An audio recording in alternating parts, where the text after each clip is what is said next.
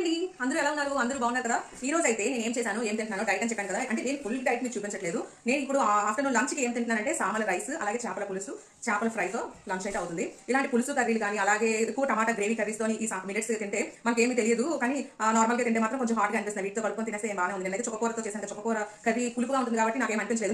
నేను స్టార్ట్ చేశాను డైట్ ని, మిలెట్స్ తిన్నాను. సో నేనైతే ఇలా కంటిన్యూ చేస్తున్నాను. మీరందరూ కూడా ఇలానే కంటిన్యూ చేయాలనుకుంటే నా వీడియోస్ అన్ని వాచ్ చేయండి, నా ఛానల్ సబ్స్క్రైబ్ చేసుకోండి, ప్లీజ్ లైక్ చేయండి, షేర్ చేయండి.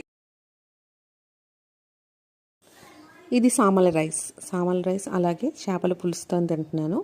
మనం మిలెట్స్ ఎప్పుడైనా తినేటప్పుడు మాత్రం చేపల పులుసు కానీ, ఇంకా గ్రేవీ కర్రీస్ కానీ, టమాటో కర్రీస్ అంటే పుల్లగా ఉండే ఏమైనా గ్రేవీ కర్రీస్తో తింటే మిలెట్స్ చక్కగా తినేయవచ్చు. అలాగని ఫ్రై కర్రీ ఐటమ్స్తో, రసంతో మిలెట్స్ తినలేము. నేనైతే తినలేను, మీరైతే తింటారేమో, ట్రై చేయండి.